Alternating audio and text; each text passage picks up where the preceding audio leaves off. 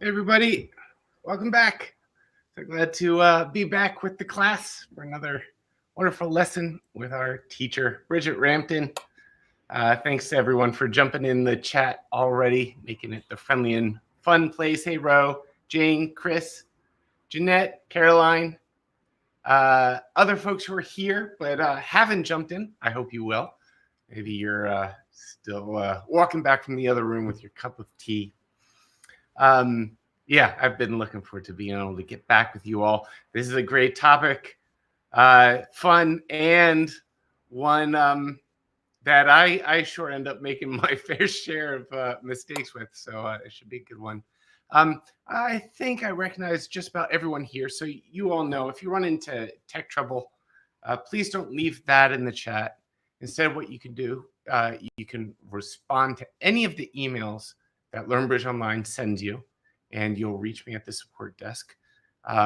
You can also click on the support widget, which you'll see in the bottom left corner of the page on any of the pages of learnbridgeonline.com. That will also reach me personally. That way I can help you out. We won't distract from the learning of others. First thing to do, though, wait a second. If things don't smooth themselves out, try refreshing your page or just closing the classroom and re-entering from the email reminders that we send you before each lesson. I'm glad the backup link worked. Thanks for the heads up. Yeah, I will double check that. Just one other reminder, sometimes links are updated. So if some people leave a tab open for weeks at a time, I'm one of those people, so no judgment. But sometimes an older URL might be replaced. But if you go to the members page or use the emails that we send you before each lesson, you should always be able to get in. And I will be sure to keep including those backup links just in case. All right, let me start the recording. The most important thing I should do before we call Bridget on up, just to make sure that this lesson is there for you all in the lesson library. Thanks to everyone who has left questions for Bridget on the class page. I'll say that again now that the recording is active. Welcome back to the class, everyone watching by replay. We're sad you couldn't be with us live, but glad you're joining us this way. If you have questions about today's lesson, you know where to leave them, on the class page. We can all keep learning together there. So yeah, hopefully the wonderful folks here with us live will ask the questions that maybe others have. But if they don't, leave them on the class page. All right, I think we're good to go. I got the backup stream. Folks got in on the backup link. That's good. I see Bridget waiting in the wings. Let's call her on stage. Here she comes. Ta-da! Hi. Hey there, Bridget. See you again. It's fun to be back. I'm glad to be back with the class. Cool. We've got some good brain churning stuff today, so I hope you've had your coffee. Okay, good. All right, well, let's get right to it. I'll be here. Sing out my name if I could be of any help, but otherwise, I'll be learning alongside the rest. Okay, lovely. See you soon. Bye. Okay, so we touched on this last week really briefly, but it is worth a whole lesson, this concept of the rough and the discard. It's such an important idea. Normally, you're thinking about it when you're in defense. You want to be careful not to give the opponents a rough and a discard. But today, we're looking at it from a defense point of view. And also, I'm going to look at it from a declarer point of view. Sometimes you can actually manipulate things and use this whole rough and discard idea to your advantage. So I think you're going to love this idea. Let's take us to first slide, just to make sure. I covered this last week, I think super briefly, but I'm going to talk about it in a bit more depth now, just to make sure everybody is completely okay with the idea of rough and discard, or as the North Americans say, a rough and a slough, I think. But I've never heard the expression slough. It must be a North American thing. Maybe must be throw away, I guess. Must be what it means. If anyone knows, let me know. But this position here, can everybody see the position on the table that I've got? So you're down to sort of a 3-card ending. and you're playing in a spade contract, say, so you're the declarer, you've got 3 cards left, 2 trumps and a heart. All the trumps are gone apart from your hand and dummy's hand, and you're down to this 3-card ending. What can the left-hand opponent play here, potentially, that will mean that you make 3 tricks rather than just 2 tricks? Just to make sure people are really good with this idea. Can anyone suggest a suit that the left-hand opponent could play that would mean that you as declarer could make 3 tricks here rather than 2? Yeah, okay, brilliant. Yep, okay, everyone's getting this. Miriam, well done. Trisha, Caroline. Yes, you want to play a club or a diamond. If you play a heart here, the left-hand opponent plays a heart, the declarer is just going to win 2 tricks because the 2 and the 3 of hearts will fall under their higher heart, and then the next 2 tricks will be yours. But if they don't play a heart, either because they've made a mistake or because they don't have a heart, which can happen, then you can do this thing of chucking one in one hand and roughing in the other hand. So it gives you a free rough, basically. So it means that you get to not only make your 2 trumps, but you also get to make another one by roughing it. So it's a very powerful thing, the rough and the discard. And you've probably all heard people say, oh God, at the table, it was all going so well. And then my partner gave them a rough and a discard and they made the contract. So it can be a fatal thing. It's normally not right in defense to give a rough and a discard. So the first hand, let's have a look at this. Oh no, let's just chat about this through. So normally it's because the rough and discards is because the defenders get it wrong. So it's when you've got clearly a void in both the hands and when the defense play. So you must have a void in both the dummy hand now and the declarer hand. And if the defense don't realize there's a void in both of those hands and they make a mistake, that's when it will happen. Or, as we said before, if they just don't have any choice because you'll force them to do it. So this first hand, in fact, I might even bring us right across to actual bridge base so we can see it. So can everybody see this hand here? Should have this one on bridge base. Should be fine. Just let me know if it's not. But this hand here, I mean, some people would actually open 2 no trumps on this hand, like a really good 19 count that's balanced. I often open 2 no trumps. And actually, I probably would here. But say you did open a spade here and your partner bid 2 spades, which is a bit of a stretch, but 4 spades, I probably would. Then maybe they overcall. And then South is definitely going to be thinking this is fantastic and bid 4 spades. So in terms of leading the heart suit here, I lead middle up down with this sort of hand. So if I had the 9, the 8, and the 3 of hearts, I would lead middle up down. So I play the middle one, then the top one, and then the bottom one. So then my partner knows that I have got 3 of them. So say I'm going to put double dummy on so we can all see. Oh, actually, I'm going to wait just for a second. First, I want you to process it. But looking at it just here like this on this lead, is this contract makeable? So in terms of counting winners, counting losers, is this contract actually makeable? What does everyone think?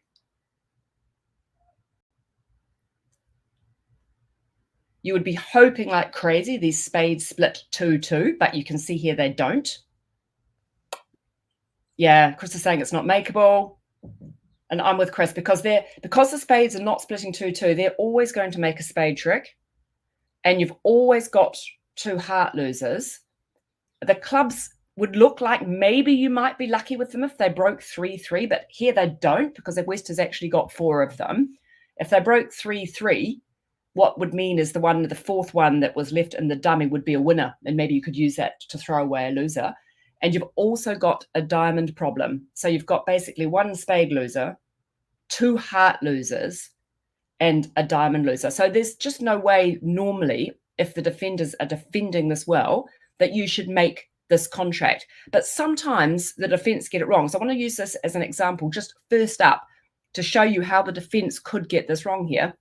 Let's put on double dummy. Okay, so like we said, it's going off. We've just got too many losers here. So you're going to play this one. Okay, so when you're East, which card should you win this with? normally. When you're in defense and you've got like 3 honors there. Yeah, you should win it with the cheapest in defense. If you win it with the ace, then your partner doesn't know about the king and the queen. Whereas if you win it with the queen and the declarer doesn't then overtake that, then you know your partner must have those cards. So it gives more information to your partner. So you're going to win it with the queen here. Okay, so say now you played this one. And maybe you lead a different card, or your partner plays the wrong card here and gives wrong information. So if you were east and you were thinking how to bring this contract down, and you were looking at the dummy, you might accidentally think, well, it feels like, you know that south has got masses of points. You know your partner's got a few points, but not many. South has probably sort of got a 19 count.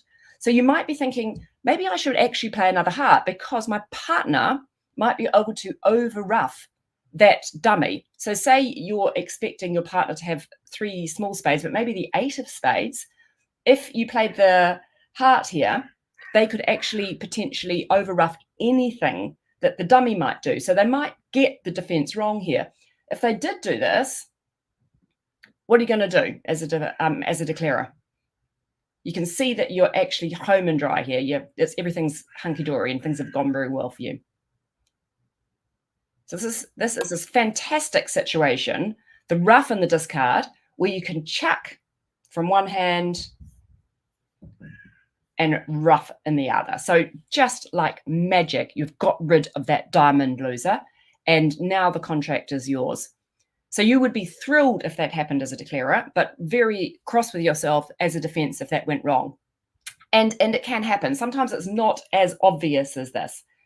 So let's talk now about the really fun situation where you can make this whole ruff and discard idea actually work for you as a declarer. So it's like you're trying to trap the opponents. I think I had a picture here. Yes, that's how I like to think of it, like trapping the defense. You've got them caught in a net where there's nothing you can do. So what you're doing is you're using often this idea of ruff and discards to manipulate the defense behavior. So let's pull up this next one. I'm going to put us some great big contracts here to make it more fun. Let's do a quick redeal on that. Okay, so we're going to jump straight to 6 clubs on this one.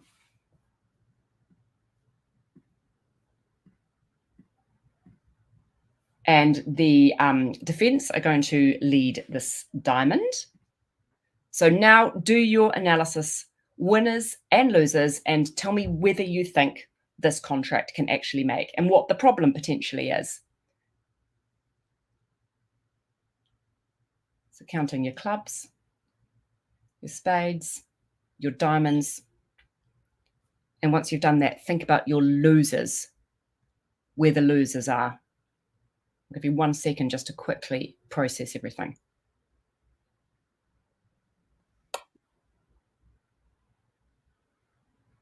So Chris has said, who's got the Queen of Spades? So Queen of Spades is critical here. Most people, when they get this hand, will think, okay, I've got 6 clubs. That's great. Got 1 heart, 7. I've got 2 spades, definitely, 8, 9, and I've got 2 diamonds, 10, 11. And then they'd be thinking it's all about maybe who I finesse the spades for. That's what most people would be thinking on this, but we can actually do something much cleverer than this. So it's a 50-50 if you decide to take the finesse. You'd be thinking, maybe I finesse up to the 10, from the east hand up to the 10, and that would work here, you can see, because south has the queen, but you don't know that. So it would be a 50-50 situation.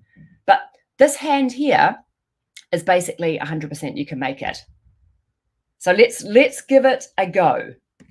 So on the Queen of Diamonds lead, what are you going to do? You're going to let it come around like this.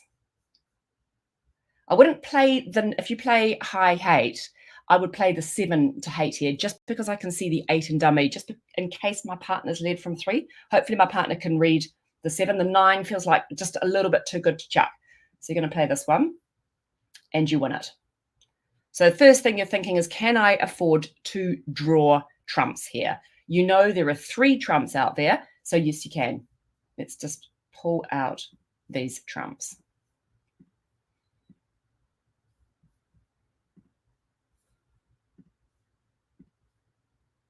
And now they're going to throw something away. Okay, what should you do now? So you're into this situation. What can you do now?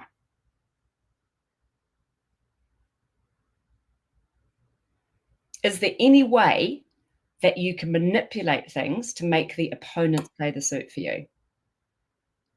So you could just take the risky option and try a spade, but there's something really clever you can do.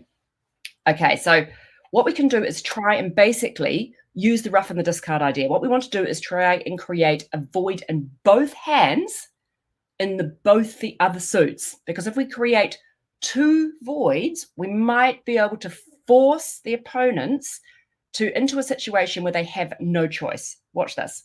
So we're going to play this one. And then we are going to rough this one. So now we have just about cleaned out that diamond suit, but we do need to do one more cleanup. So we cross over.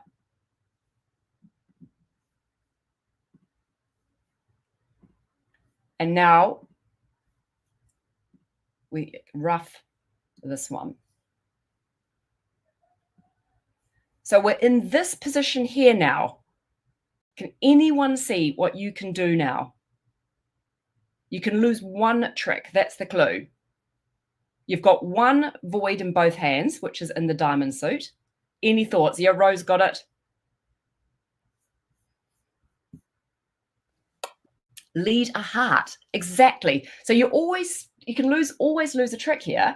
So you lose the heart now. And what that basically does is it's now given you two positions in the two side suits and the clubs, in the diamonds and the hearts, where you've got a void in both hands. So what is North going to do now? Like, what can North possibly do? If North plays a heart now, let's put on the double dummy. If North plays a heart, you are going to throw from one hand and rough from the other. And let me undo it. And if they play a spade, that's also terrible for the defense because it's given you a free finesse. So you've never had to make the decision about who to finesse the spades for. It's quite the first time you see it, you just think, gosh, that's so clever that you can manipulate a situation like this. But it's using the power, basically, of the rough and the discard to force the defense into a position where they have no choice. I'm going to bring up the whole hand so you can see the entire hand here. So suddenly you've got no losers on the hand. Should we give another one a go? And is everybody feeling like they're following it at the moment? Because it is a little bit like, whoa, the first time you see it.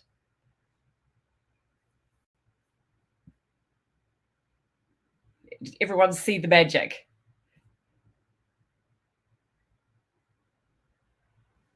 Great. Wow, I know it's so cool. And you start sort of getting used to the patterns. Let me just have a look if I popped on the slide. I think I did. Like the things to look for in terms of, it's called an elimination, this technique. So to create these positions of forcing them into leading your card or giving you a rough and discard is called an elimination because you're eliminating suits in both the dummy hand and in your hand to create that rough and discard position where you've got a void in both hands. So the thing that you look for, and you do start getting familiar with the hands, and they do come up more often than you think as well, these situations. Sometimes they're not perfect, but sometimes the defense will just lead a wrong card as well. But often it is a situation where you can end play the opponents by forcing them to lead a suit round for you. So the thing I look for when I'm picking up a hand, if I'm thinking, do I really need to take that finesse, or is there another option for me? I often look for hands that are mirrored or a little bit mirrored. Not always, but that can be a sign. And I also look for where there's a finesse position that I might not necessarily want to take. And if I look for if there's a way of throwing the opponents in, you don't normally get it if you've only got 3 trumps in the dummy. Normally you need to have enough trumps in both hands because you're going to need the ruff and the discard thing available to you. If you only had sort of 2 or 3 trumps in dummy, normally these situations won't come up because you would have had to have pulled the trumps out to draw the opponent's trumps. So normally you've got quite a few trumps between you and you've got length in trumps and dummy. So normally not 3. Normally it's like sort of 4 or more in the dummy. Let's give another one a go. We'll go nice and slowly with it.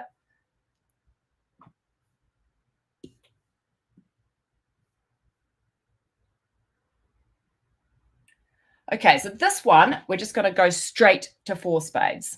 So let's go through the process of counting winners and counting losers and tell me whether you think you can make 4 spades here. And if not, why not? And if yes, why yes? So winners, losers. Yeah, don't worry, Jane, we're going to go over it and over it.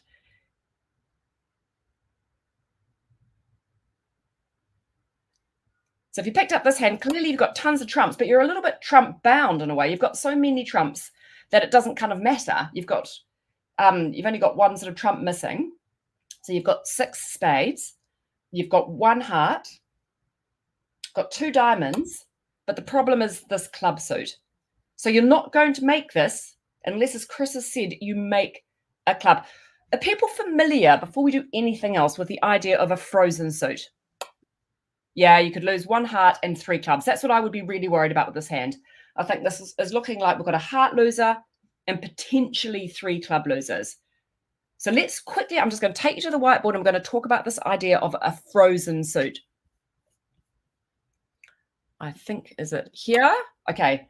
So the situation with the clubs is we have the Queen, 7 and 6 here, and the Jack, the 5, and the 2. So this sort of suit situation, when you've got 3 to the Queen in one hand and 3 to the Jack in the other hand, people call this a frozen suit, and it's frozen because you don't want to touch it. So if these honors are split here, I'm just going to put little crosses here.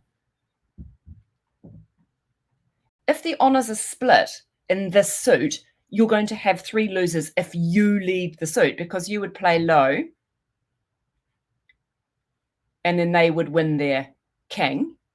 And then when you got in again and you played up towards your Jack, they're going to kill your Jack with their ace. So you've got 3 losers in this suit if you lead the suit. It's a frozen suit if the honors are split like this. But compare that with if they lead the suit. So we had the Queen, 7 and the 6, Jack, 5 and the 2.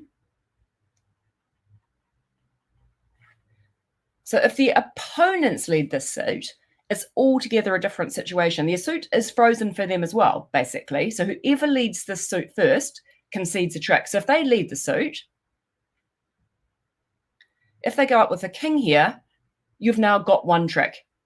So you're going to lose this one, but you'll eventually make 1 trick if they lead the suit. So this situation of Queen, small, small, and Jack, small, small in the other hand, basically it's a frozen suit. Don't touch it. Try and get the defense to lead that suit. If the defense lead that suit, if your trumps are gone, you're guaranteed a trick. So always in these situations where you see the Queen, small, small, and the Jack, small, small, think of that frozen suit. You don't want to be the one to approach that suit. You really love it if the defense led that suit for you. So that's what we've got here in this club situation. You've got a frozen suit going on. You don't want to lead it. If you're the one who leads this club, who leads the clubs, you're going to lose all 3 clubs. So let's make them give the King of Heart lead. They're going to play I don't like it, and you are going to win it. So what should you do next?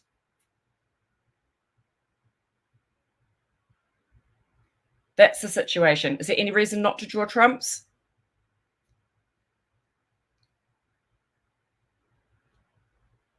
I mean, to me, drawing trumps looks like a great idea. There's no hurry to do anything else. So the first thing you're going to do is pull out the trump.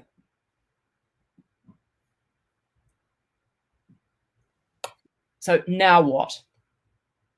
Is there any way here that you can get the defense to lead the clubs for you? So if you play a heart now, what's going to happen? What will a good defender do if you just play a heart? So it's true you can throw them in with a heart, but if you do play a heart, you're going to be a bit stuck. So say you play the heart now.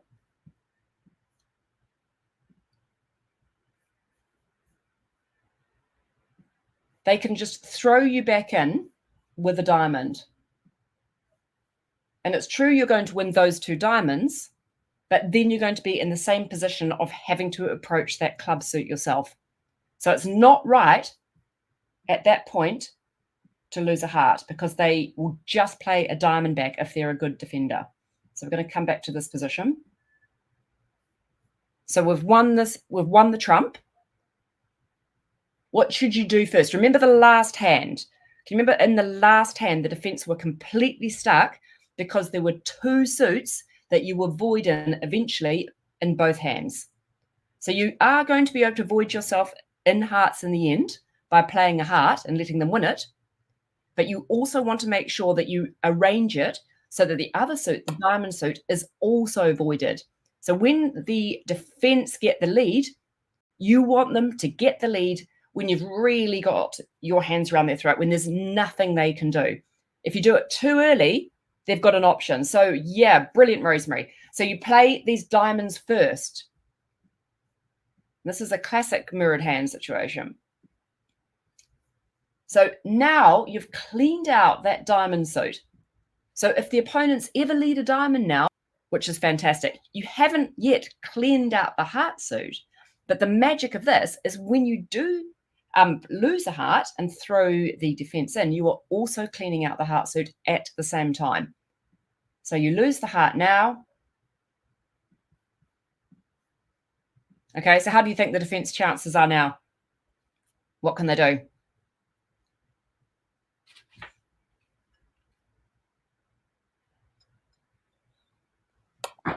Anything? Yeah, it's very fun. Elimination, it's great. And it really does happen more often than you think. So, I mean, what can the defense do? If they play a club, we've got this frozen suit situation going on. So they're going to take that one. Then they're going to take that one. And we've got our club winner. Awesome. But if they don't play a club, take it back here. If they decide instead that they don't want to play a club, and they play a diamond, you've got this wonderful rough and discard where you've forced them to give you a rough and a discard. So you chuck this one, and you rough, and now you've just got 2 club losers. Thank you, Rosemary. That's really nice of you. I love explaining this one. I love the elimination. It's just so cool, I think, when you're a declarer, when you feel that you can manipulate the defense into doing exactly what you want them to do. But it is all about recognizing the situation and playing them. Who here plays the Bridgemaster hands? I know I've talked about them before on Bridge Base. Have people come across the Bridgemaster hands? If we've got time at the end, we could just go through and just have a look at them. I think I have.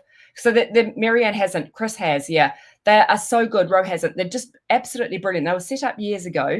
There's a whole library of free hands you can play on Bridge Base that will really help your declarer play. They're quite hard. And at the beginning, you'll just start thinking, oh my goodness, is this really entry level beginner? But then you go through them again and read the little instructions, and they're fantastic. And all the top players have gone through them. And the world-class hands, if you ever have a go at the world-class hands and then read the description, you'll just think, oh my God, this is such a beautiful, brilliant game. Like to be able to play like this and think like this is cool. So it's fun to do, but I will show you a bit towards the end how to do it. But in the meantime, let us try one more.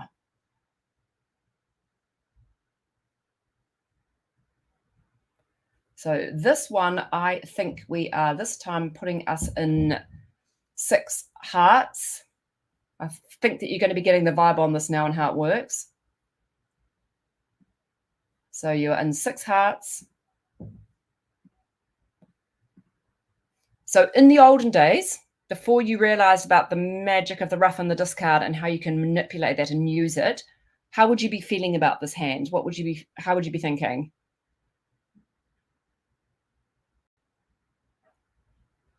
So you don't have any club losers.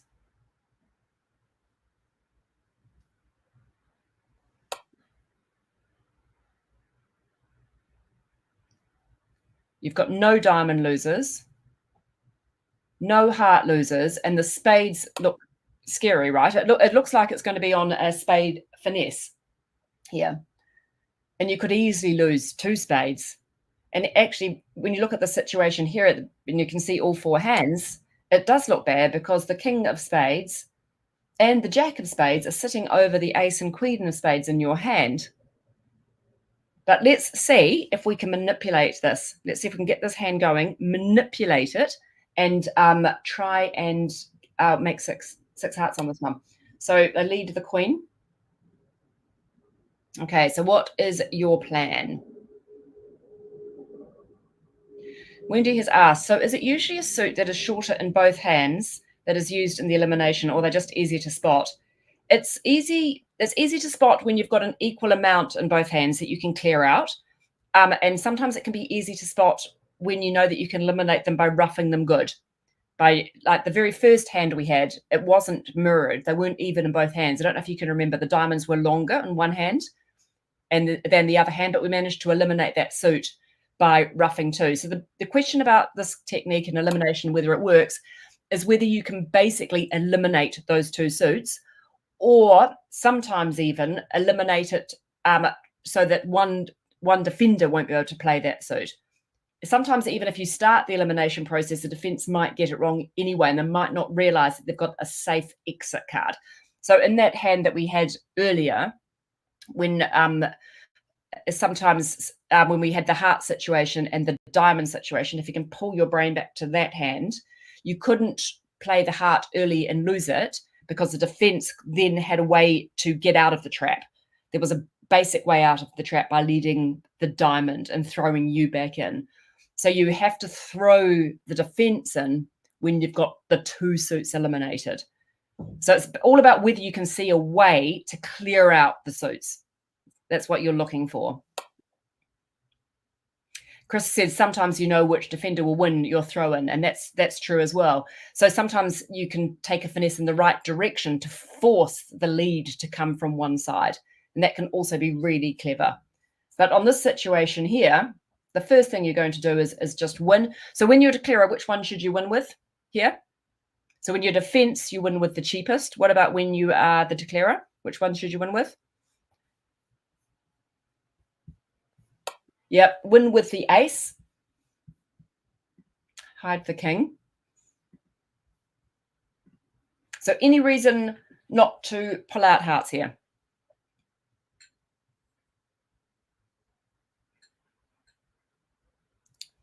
No. So getting straight onto it. Let's pull out these hearts. There's 3 out there. Fingers. I always use my fingers under the table. 1, 2.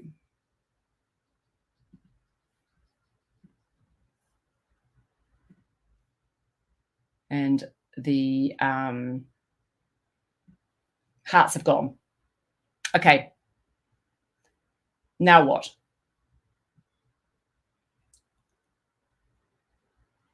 This is kind of, if you look at Chris's comment, this is kind of relevant in a funny way. What's the throw-in card going to be? How can you force them to lead the suit? So you're not going to be able to throw in with a diamond. You can definitely clear out the diamonds and the clubs. But there's only one suit you can throw in with. So let's clear it out.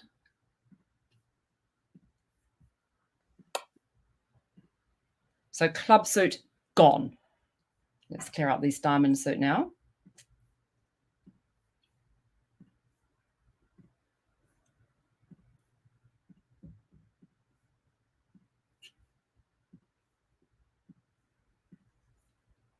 diamond suit, gone. So you've set the scene for a ruff and a discard potentially. You've got the diamonds gone, the club's gone. If either of the defense lead either a club or a diamond, you're going to be able to chuck away something from one hand and ruff in the other hand. But now, it doesn't even matter which finesse you take here, because you're basically forcing East in. What's East going to do? So you've eliminated the clubs. You've eliminated the diamonds. If they play a club back, you are going to throw that one and ruff. And then your contract's made.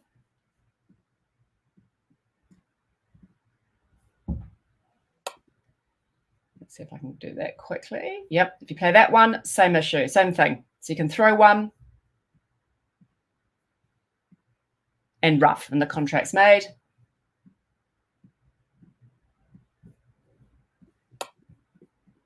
So the only option for them is to either give you a ruff and a discard or lead away from their spade or play their king of spades. So here, they're going to do this. And you've got it. You've just completely got the opponents trapped. So Chris has said something really interesting here. He said it's an easy mistake would be to play the ace of diamonds first and get up into the wrong hand. So sometimes you do have to play the hands in such a way to make sure you're in a right spot to take that finesse. You can see that spade finesse in the hand here is crucial. So you've got to be able to be in the right hand to lead up towards the ace queen. I'm going to take you back to that position here with the diamonds. You're actually safe here either way, Chris, because you've got enough trumps to communicate with the hands. But when you're playing these diamonds, I'll take you right back. Sorry about all the undo acceptors. I wish it could be quicker. When you're in this position here, you know that you need to take the finesse from the south hand. So you want to end up, after you've drawn the diamonds, being in the south hand so you can take the finesse in spades. If you did get it wrong in this position and actually played the ace of diamonds first, it's true you are going to end up in the wrong hand. So it would be fine on this hand because you're lucky enough to have so many trumps that you can still actually communicate and come back here and still take the finesse. But it's a really good point to think about. Look at the way that you need to play the suits and work out at the beginning where you're going to need to end up to make sure you're in the right hand to take that finesse. But often, Chris's point is really, really valid because often it can, even though in this hand it wouldn't have mattered because you have enough trumps, so you can still get to wherever you want to go and use that little boat to communicate between the two hands. Sometimes you don't. So just think carefully about where you want to be on that last diamond when you have cleaned out that diamond suit, where you want it to be so that you can then take the finesse. Okay, let's try another one. This next one is actually slightly trickier, but it's also just a great example of why it's good to think about this idea of elimination, because sometimes it can be your best hope. Like sometimes it looks like a contract's not making, but if you try and eliminate the suits and throw the defense in, you might get lucky. It might turn out that cards fall in an okay way for you and the defense are just forced into leading something. Does the op spade distribution make a difference? Here it wouldn't, because they are just forced to lead. If it turned out on that last hand that there was only one spade after that finesse, only one spade with East, if they couldn't lead a spade back, they would just have to give you a ruff and a discard. And if they didn't have any spades, then your finesse would have worked. So here it's 100% safe. There's nothing the defense can do. This one, let's go to a very aggressive 6 spade contract. Well, not that aggressive. Okay, 6 spades. Is it going to make? Where are the winners and where are the losers? So unfortunately, we've got a nasty spade split here. When you picked it up, you'd be thinking, I really hope these spades split 2-2. I think it's 51%, 51.5 that they're going to split 2-2. So you would be hoping that those stats were with you and that you would have no spade losers. And then you would see 1 heart loser. You've got no club losers and 3 diamond losers. Unfortunately, this time, the odds are swinging that a little bit. And this queen of spades is not falling. So this is one of these 9 never situations. You'd be hoping that the spades split 2-2 and the queen is going to fall under the ace and king. But here it's not going to. So you've got the queen of spades to lose and you've also got a heart to lose. So you would be optimistic at first. You'd be thinking, look, I hope this works. They're going to play a club. And now you're going to try your spades. And then you get this bad news. Okay. So what are you going to do? It feels like you've got an inevitable tongue twister heart loser now. But is there hope? Like, is there any hope at all? So you know that South has got the queen of spades. So I would be thinking, if this were me now, I'd be thinking this is not going well. It feels like I've got a very, very likely heart loser, but I've got one chance here.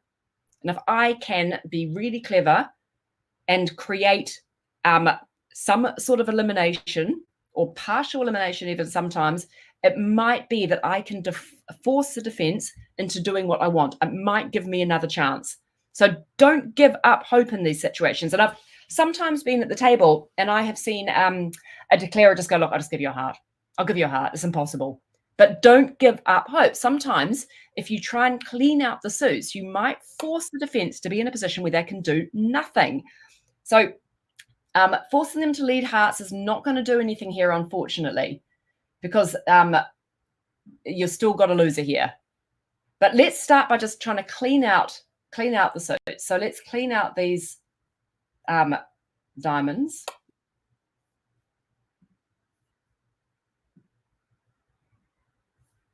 Yes. Sorry, Wendy. I see exactly what you mean. Sorry. Yes, you're absolutely right. That's what we're doing.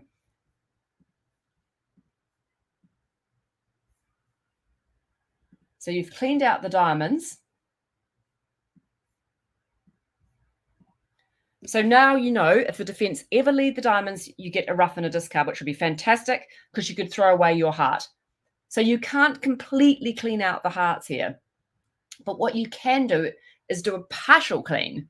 It's quite possible that North has 4 hearts left and South only has 2. So you also know that South is the one with the queen of spades. So it's all about the South hand.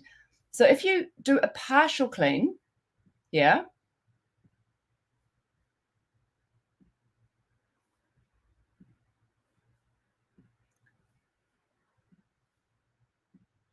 it's worth a try.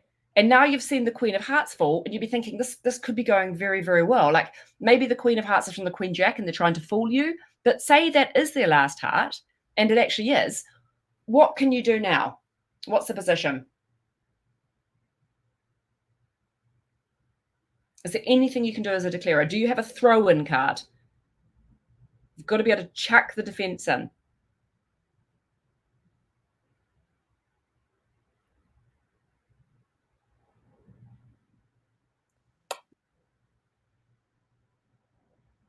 So you want to basically be able to throw away your heart. And is there a way that you can force the defense to make a lead, which means you can throw away your heart? If you just play a heart now, North is going to win the heart and then South will win the queen of spades. So this is not going to work because they're going to take the heart and then the defense is also going to get the queen of spades. But there's another solution.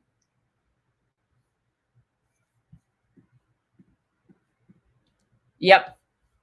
Cool. Yep. What are George's? So you're going to play a spade. I mean, you're thinking this could go wrong. You're really hoping that queen of hearts was the last one they had. So you've thrown South in, and South, from their point of view, they can't lead a heart back. So there's nothing they can do. So they do have No, you know what we did wrong? We forgot to empty out the club suit. So now they've got an exit card. They can play a club. So hang on. Let's go back. At this position here, we must clean out the club suit first. Fatal mistake. And now we exit the spade.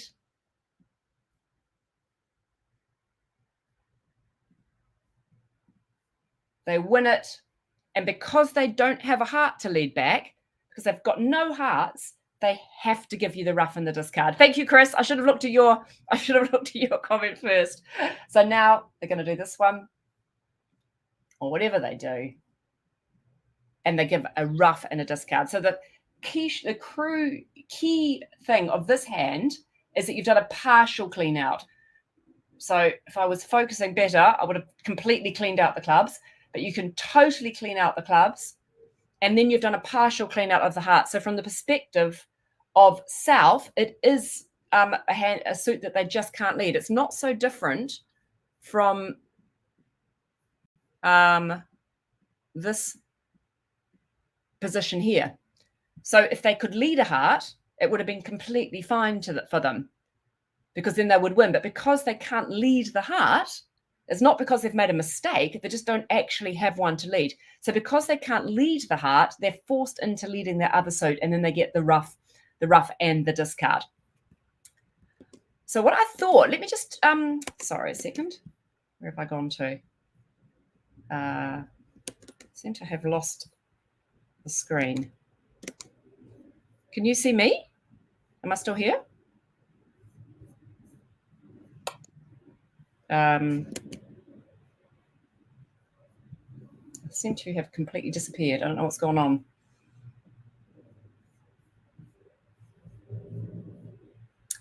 Maybe I need to come back in. You can hear Bajir. What's going on? Give me 2 seconds. I'll just come back in again. Bridget, I think you're all good. I think we can see you. Okay. Okay, because I can't see you. You've completely disappeared. So what can you see on the screen? We're in the classroom as usual. So yeah, we see the rough and discard slide, and that's weird. And the chat area. I've completely lost it. Bridget, okay? I'm just going to quickly come back into the class page. Will that work? It will take me 1 minute. Sure, no problem. We'll be here. Do that. I'll do that. Okay. Give us a second, everyone. Yeah.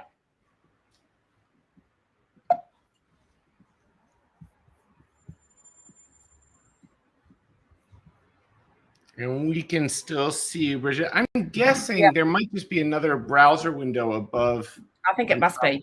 I think it's gone hiding somewhere. Yay! There I am. That was weird. So I could hear you the entire time, but everyone just disappeared from my screen. But what I'm going to do now is let me just pop up Bridge Base on the other screen and pull that over.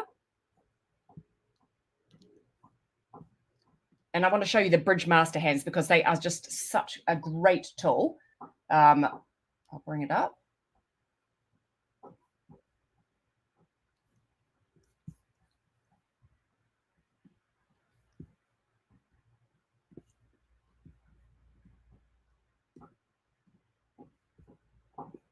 Right, let me just share this.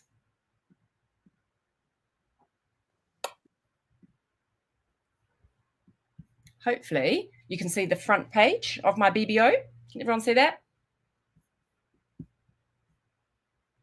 Okay, so Marianne, Bridge Base is great. It's if you want to play and practice your bridge, it's probably the biggest sort of bridge website that you can do. It's quite old-fashioned, and you need a bit of time to sort of work your way around it, but it is a very, very, very good tool.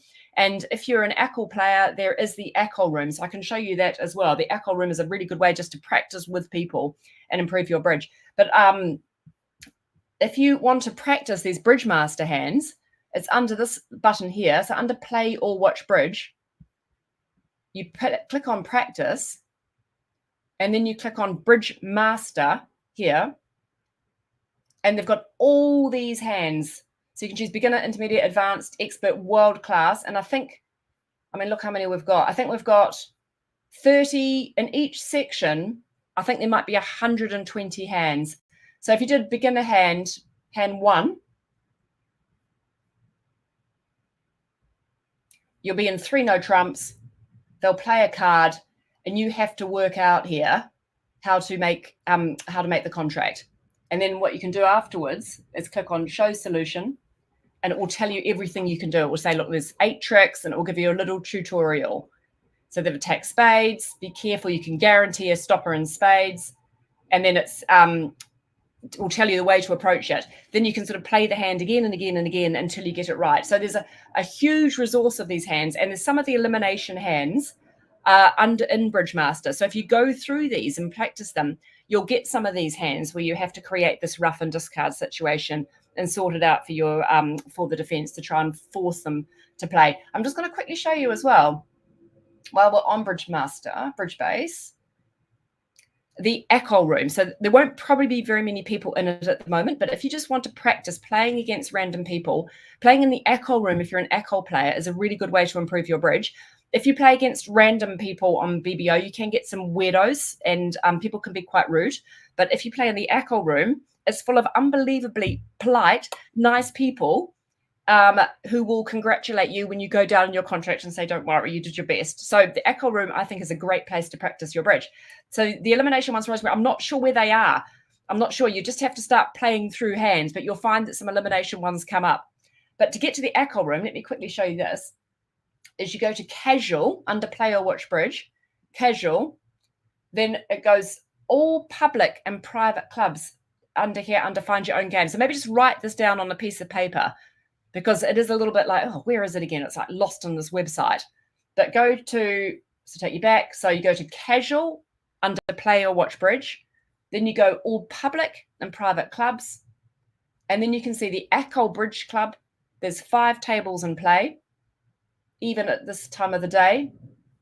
There's all those people playing Echo. If you go on English time, anywhere from about 3 or 4 in the afternoon, this will be full up the screen. And you can just sit at a table and watch and play bridge, or if you like, you can kib, I think, which is an old-fashioned, I think it's Yiddish word actually, for watching. So you can just jump in and watch other people play, which can also be a fun thing to do. So the Echo bridge room is a really, really good thing. I spent hours on it when I first started learning bridge.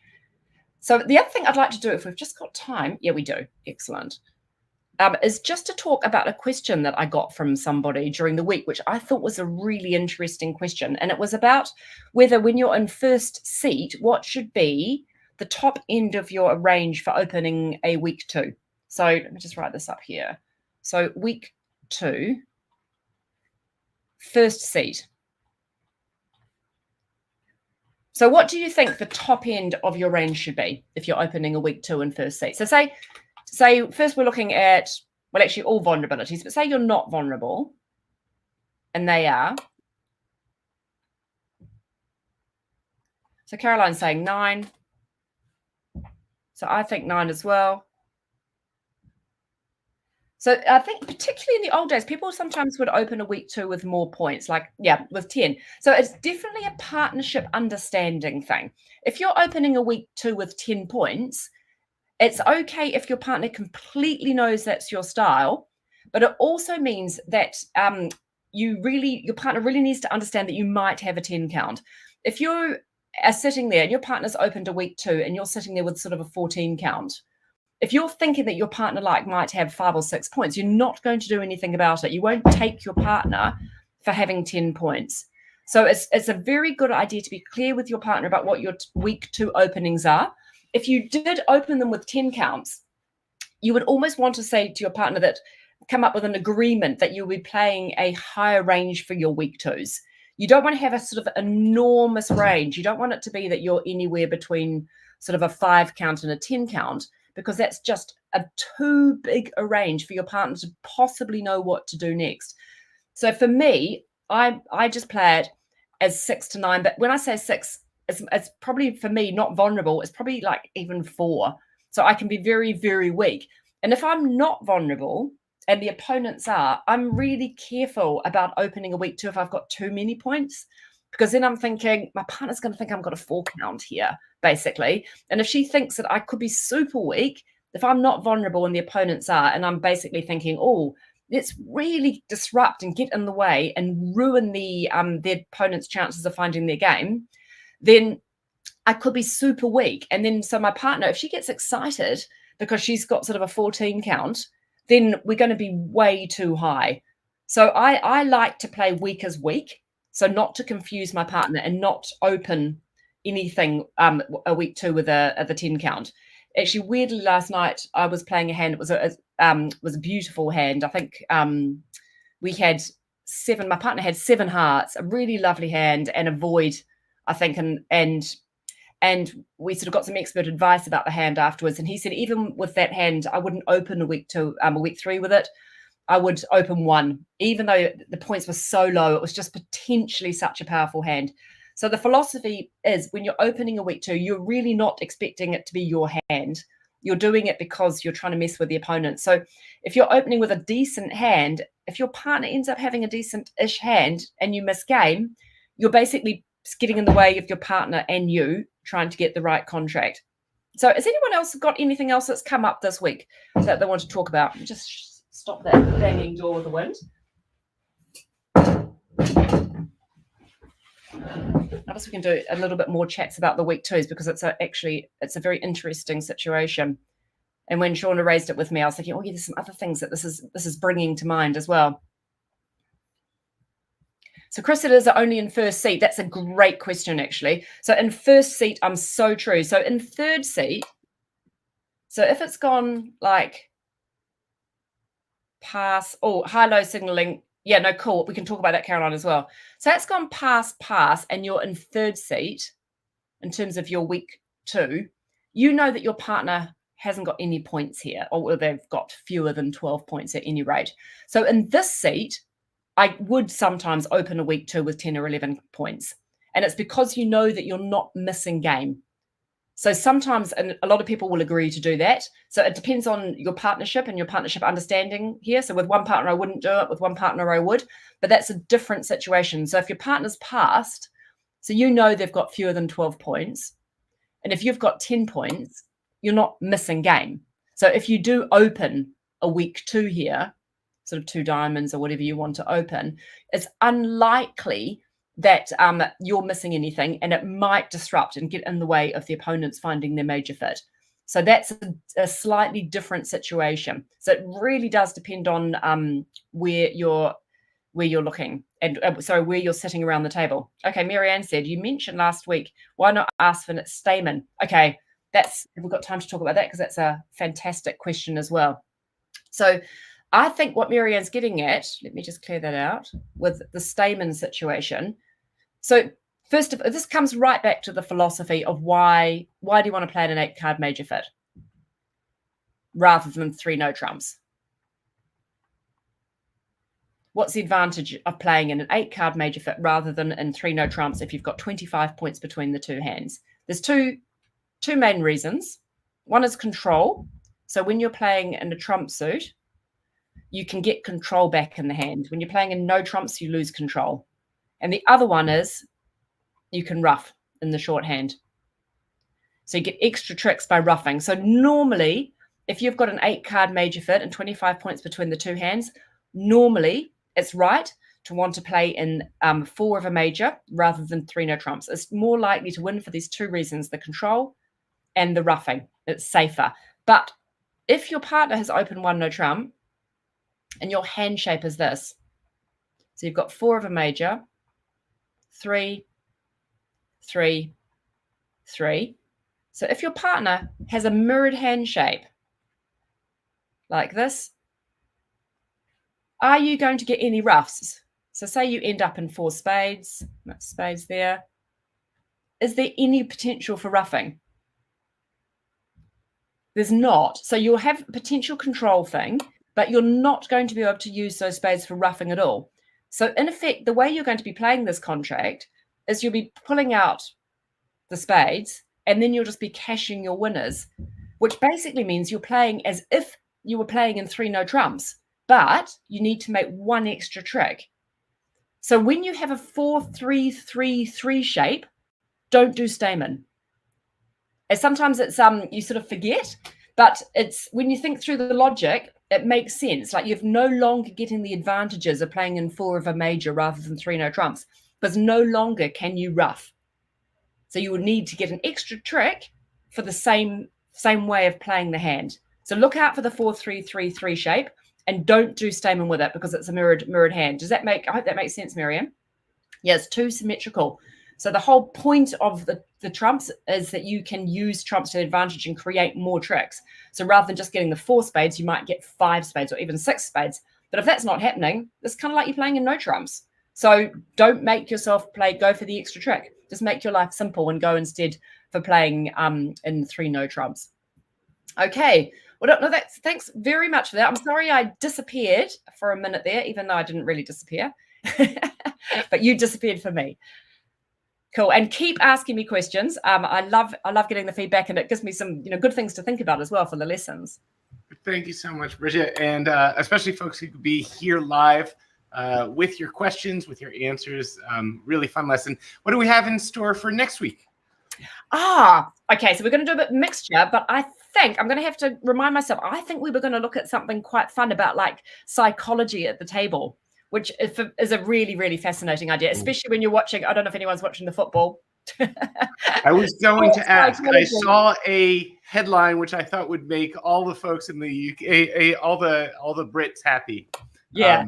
So I was thinking of you all. Oh, it's buzzing. It's buzzing in the UK today. It's so silly. I'm not silly. It's so funny, isn't it? How like a win in sport can really lift the mood of a country. So it's fun. It's fun. I was inspired for a second to try to wake up really early to watch, and then I saw what time I would have to wake there's no up, need to go to extremes. I'll watch the highlights.